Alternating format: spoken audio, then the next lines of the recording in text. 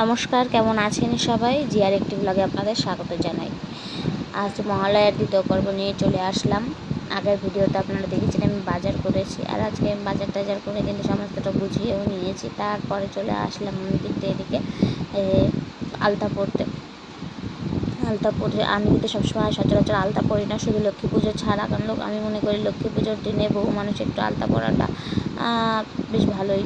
আর এদিকে আলতা পরে আমি কিন্তু আলতাটা একদম বাজে পেঁয়াজি রঙ। আর তাছাড়াও কিন্তু আমি কেমিক্যাল জাতীয় কোনো জিনিস আমার স্কিনে ইউজ করি না, কারণ আমার যখনই পাটা ঘোরাবো না দেখবে ওপরে একটা গোল গোল মতন হয়ে গেছিলো। আমার কিন্তু এক্সিমার ধাঁচ আছে, যখন তখন যেখানে সেখানে এক্সিমা হয়ে যায়। আমি কিন্তু খুব নেল পলিশটাও খুব একটা পরি না।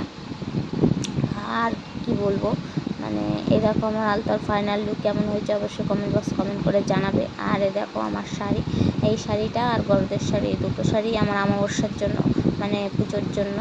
আর শাড়িটা কিন্তু আমি এইভাবে পরি না, আমি একটু বাঙালিয়ানা আনলাম, কারণ সামনেই তো পুজো, সেই কারণে আমাকে কেমন লাগছে অবশ্যই কমেন্ট করে জানাবে।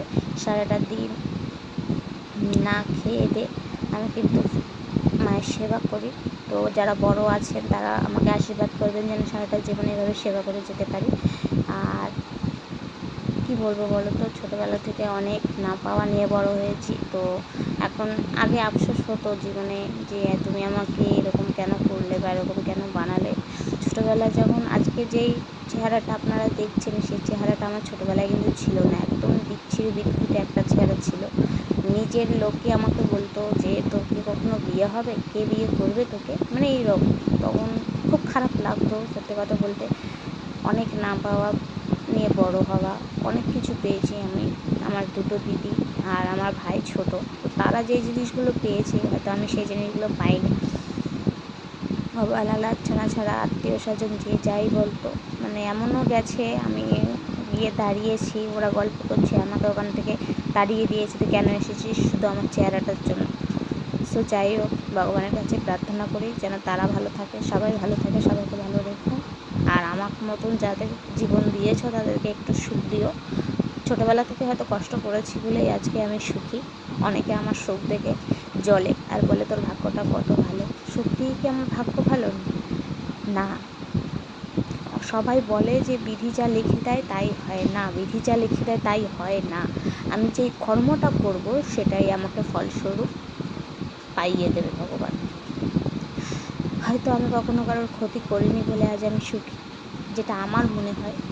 কারণ ভগবানের জানে আর ওপরওয়ালা জানে আমার, যে আমি কখনো কারোর জেনে বুঝে ক্ষতি চাইনি, কখনো চাইও না। আমি চাই সবাই সবার মতন থাকুক, সবাই নিজের মতন বাঁচুক, সবাইকে ভালো রাখুক। আর যে ভালো নেই তাকে ভালো হওয়ার রাস্তা তুমি দেখিয়ে দিও, এটুকুই বলা। একটা সময় ছিল যখন আমি কালো মানুষ পছন্দ করতাম না, তবে আজ এমন হয়ে গেছে যে একটা কালো মূর্তি আমার পুরো হৃদয় জুড়ে আছে, নয়নের মণি হয়ে গেছে। তাকে আমি দিনে যদি একবার না দেখতে পারি আমি ভালো লাগে না আমার। আমি গ্রামে যাই ঠিকই, কিন্তু আমার সারাক্ষণ আমার তার দিকেই মনটা পড়ে থাকে। তো যাই হোক, কথা না বাড়িয়ে চলো। একমাত্র আমার বাবা ছাড়া আমাকে ছোটোবেলা থেকে কেউই বোঝেনি, কেউই না। আমার বাবা আজও, আমার যদি কিছু হয় আমার বাবা বারবার ফোন করবে, বারবার খোঁজ নেবে। আসলে বাবা মানুষটা হয়তো মেয়েকে একটু বেশিই ভালোবাসে, তার উপরে ছোটো মেয়ে, সবার ছোট। কিন্তু আমার বাবা জানতো যে আমি তার মেয়ে আর আমি কতটা কষ্ট থাকি। তাই আমার বাবা কিন্তু আমাকে অনেকটা বেশি ভালোবাসে। এই পৃথিবীতে যদি বলতে পারো যদি আমাকে কেউ ভালোবাসে সব থেকে বেশি, আমি বলবো আমার বাবা। কারণ আমার বাবার মতন আমাকে ভালোবাসা কেউ দিতে পারবে না, কেউ না। তো আজকের মতন এইটুকুই। ভালো লাগলে লাইক, ফলো, কমেন্ট করতে ভুলবেন না। টাটা।